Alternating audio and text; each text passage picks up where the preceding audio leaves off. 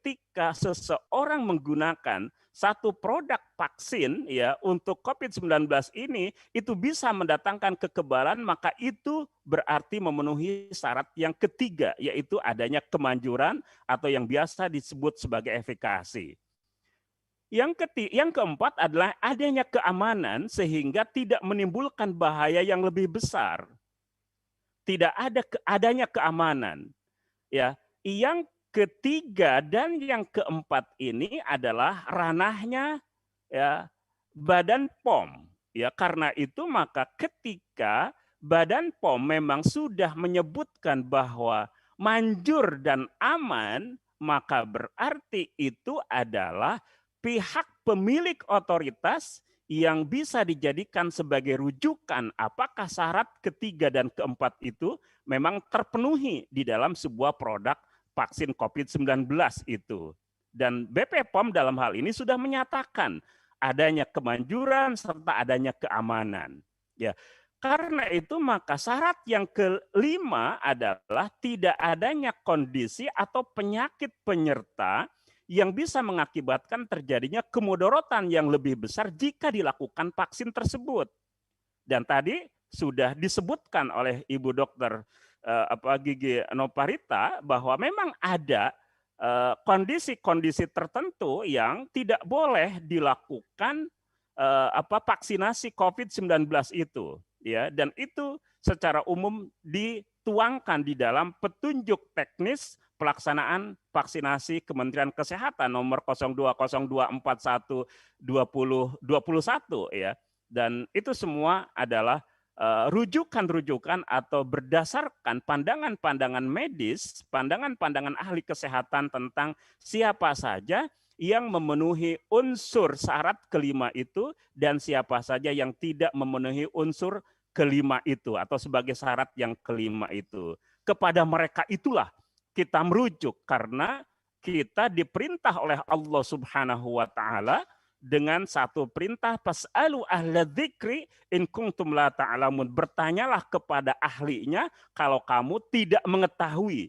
Siapa yang memiliki otoritas di dalam menentukan siapa saja yang tidak boleh mendapatkan vaksinasi COVID-19 dan siapa saja yang tidak ada halangan untuk mendapatkan vaksinasi COVID-19, itulah Kementerian Kesehatan sebagai rujukannya. Ya. Bapak Ibu semua, Dokter, mohon maaf. yang terakhir tentang penggunaan produk vaksin. Ya. Halo? Suara saya kedengaran 10 tidak menit ya? lagi, Dokter. Baik, baik. Satu lagi, tidak akan sampai 10 menit ya. Ini yang terakhir, yang ketujuh adalah tentang produk vaksin yang digunakan. Ya. Persoalan tentang penggunaan COVID-19 itu secara fikih adalah seperti yang tadi disampaikan. Sekarang persoalannya adalah mau menggunakan produk yang mana dari produk tersediaan dan soal pilihan. Artinya yang tersedia itu produk apa? Ketika memang ada beberapa pilihan, baik yang difasilitasi oleh pemerintah maupun bisa dilakukan amanannya, dan diyakini kemanjurannya lebih besar daripada mempergunakan produk vaksin yang lain. Karena itu maka ia terkait dengan persoalan tentang ketersediaan. Oleh karena itu, maka kita berharap ya supaya pemerintah bisa mengembangkan vaksin merah putih itu sehingga memungkinkan ya bahwa kita bisa berdiri dosen atau vaksinasi, proses vaksinasi COVID-19 itu tidak berhenti pada tahap pertama yang sudah dilakukan di bulan Januari ini, tetapi terus akan dilakukan, dan mudah-mudahan dengan itu pula pengembangan vaksin. Bagaimana pandangan fikih mengenai vaksinasi COVID-19 ini, ya, dan mudah-mudahan apa yang saya sampaikan itu bisa ditangkap, ya, khususnya sekali lagi mohon maaf karena situasi jaringan yang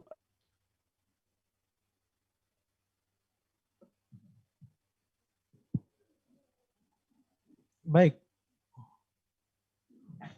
Baik, terima kasih. Jazakumullah khairan. Bapak Dr. Kiai Haji Abbas Mansur Tambang yang sudah menyampaikan paparannya tentang keharusan atau kemestian vaksinasi dari aspek syar'i yang sudah melebar tinjauan-tinjauan baik berdasar prinsip syar'i, kemudian juga penyikapan terhadap adanya pilihan-pilihan vaksin yang ada pada hari ini. Dan seharusnya ini juga memberikan kita satu perspektif yang utuh bahwa kita seharusnya bersikap positif terhadap perkembangan yang ada dan kemudian menjadikan wawasan syariah ini sebagai panduan kita untuk menyikapi situasi yang berkembang secara khusus isu vaksinasi. Selanjutnya, Bapak Ibu peserta webinar yang hari ini, kita masih ada waktu sekitar 15 menit. Barangkali ada yang mau ditanyakan, akan sampaikan di ruang chat di Zoom. Silakan.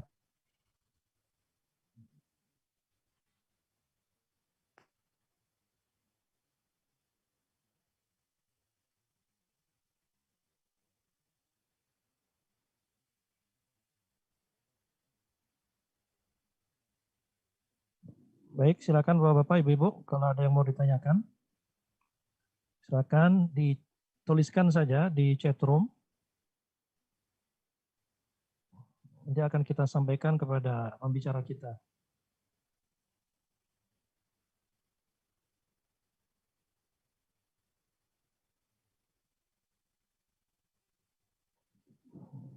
Kalau Ibu Novarita masih bersama kita, mungkin juga kalau ada pertanyaan yang mau ditanyakan kepada Ibu Novarita sebagai Kepala Dinas Kota Depok. Silakan Bapak Ibu.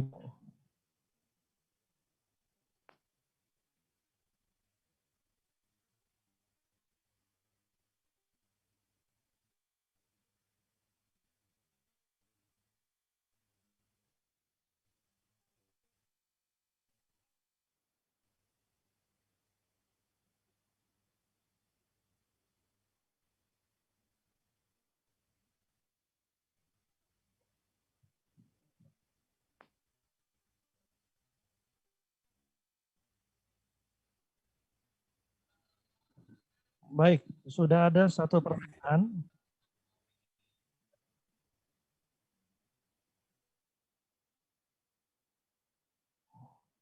Sepertinya untuk ada dua pertanyaan. Sepertinya ini yang pertanyaan pertama kita tanyakan kepada pembicara kita Kiai Haji Dr. Abbas Mansur.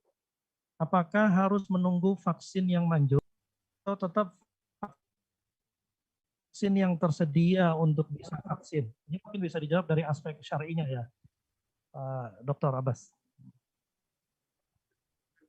Silakan.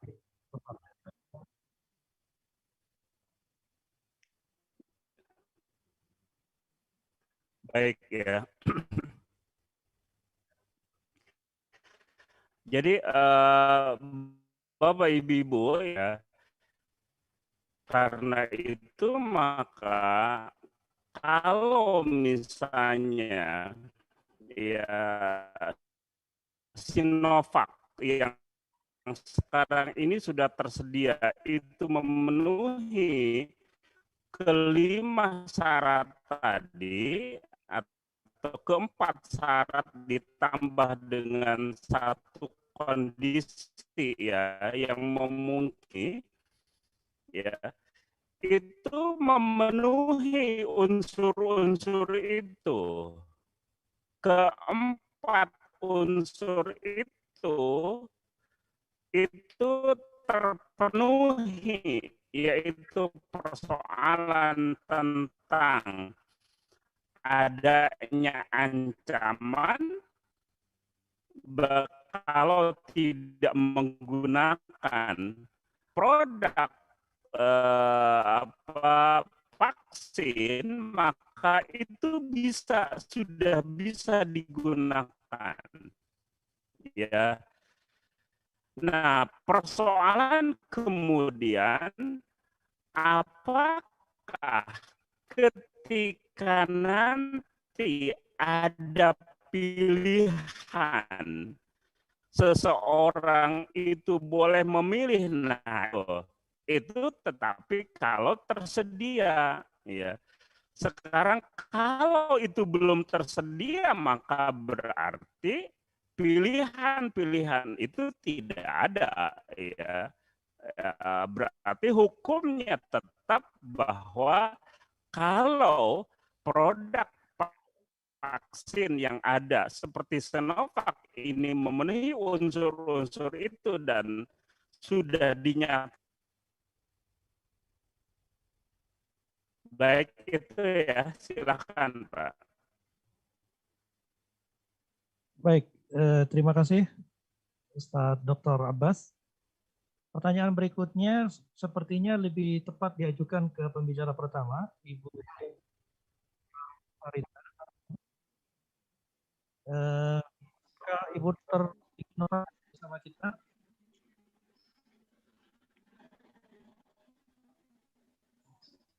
Ya, Pak. Assalamualaikum, Ibu.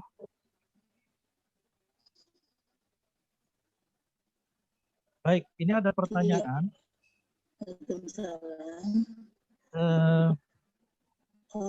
Ada pertanyaan. Tadi pertanyaan kedua. Jika sudah terpapar COVID, jika sebelumnya tidak tahu bahwa sudah terkena COVID atau belum, bagaimana jika tetap divaksin? Apa ada efeknya? Silakan Ibu.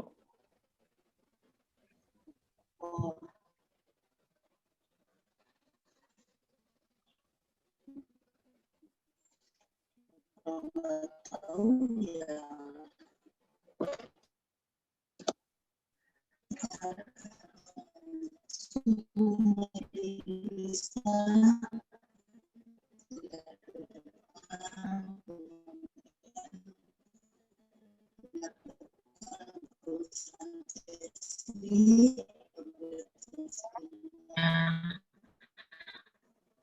Di bawah 140/90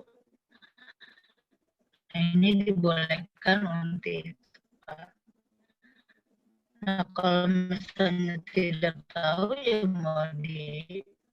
mau bagaimana. Jadi artinya ini untuk pasien-pasien yang terkonfirmasi positif tidak dilakukan pemeriksaan vaksinasi. Seperti itu, Pak.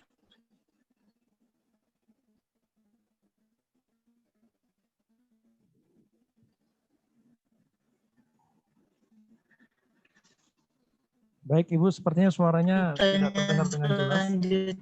Selanjutnya apa, Pak? Yang selanjutnya, baik. Pertanyaan kedua sepertinya juga diajukan kepada Ibu. Kapan jadwal vaksin untuk masyarakat umum? Apakah harus membeli sendiri atau datang ke rumah sakit rujukan? Untuk masyarakat umum ini jadwalnya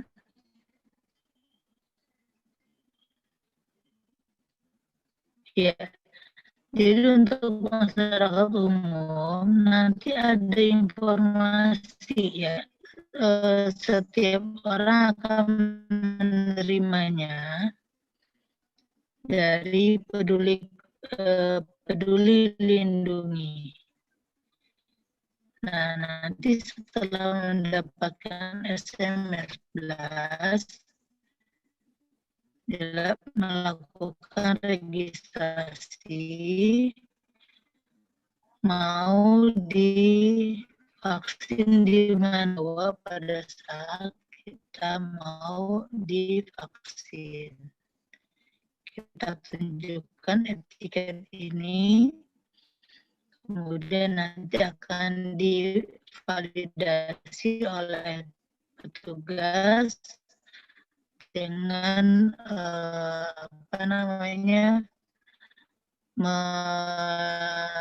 mencocokkan dengan nick-nya.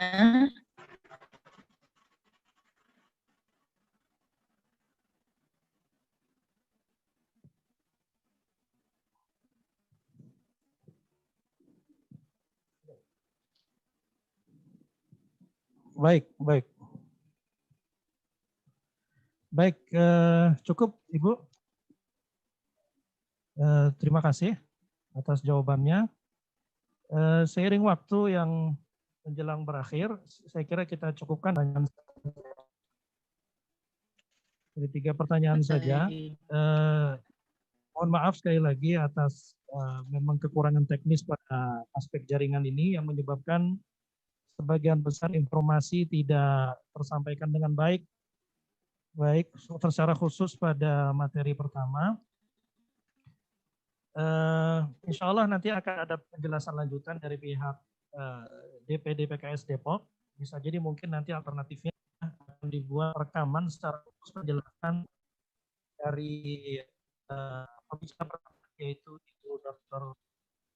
Peta, hingga apa-apa yang tidak tersampaikan di materi pertama tadi bisa disimak dengan baik oleh seluruh kader PKS dan juga masyarakat Depok secara umum.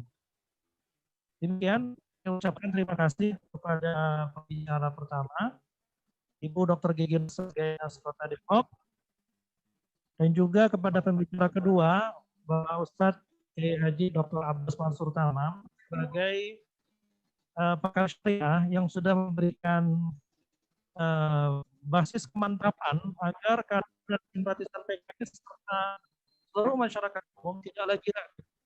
Karena memang kita dalam situasi yang memerlukan solusi yang cepat dan kita tidak memiliki banyak pilihan. Ini adalah dari istri yang sama. Demikian, sekali lagi saya mohon maaf sebagai moderator kalau ada kekurangan dalam mengatur jalannya acara ini. Selanjutnya, saya ingin serahkan kembali kepada pihak MUI. Silahkan, Bapak Hayat. Assalamualaikum warahmatullahi wabarakatuh. Waalaikumsalam warahmatullahi wabarakatuh.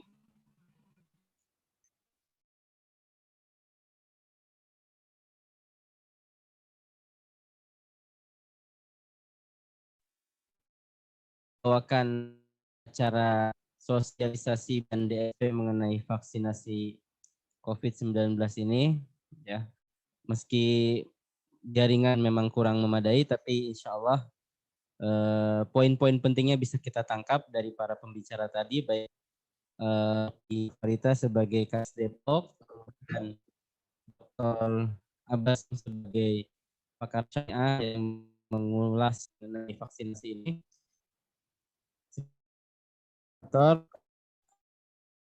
Live ini kurang berjalan dengan kita, tapi penjelasan dari para narasumber agar para hadirin yang mengorbankan untuk mengikuti kegiatan ini bisa baik.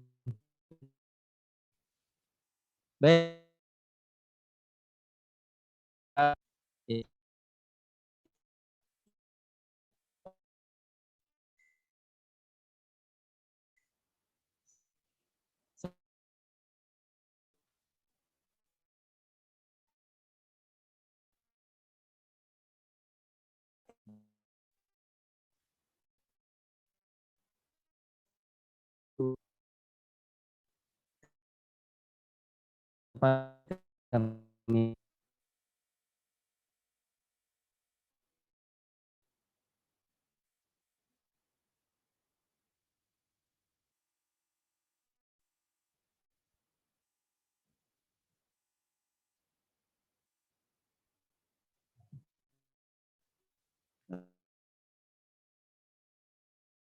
kom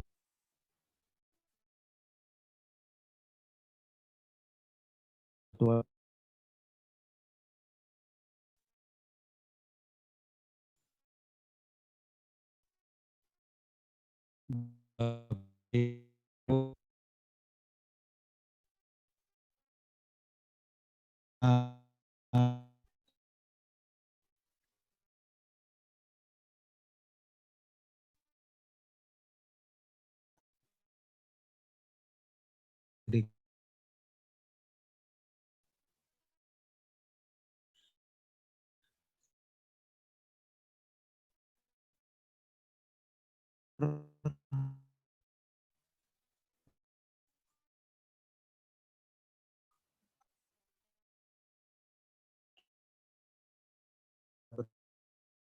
bersama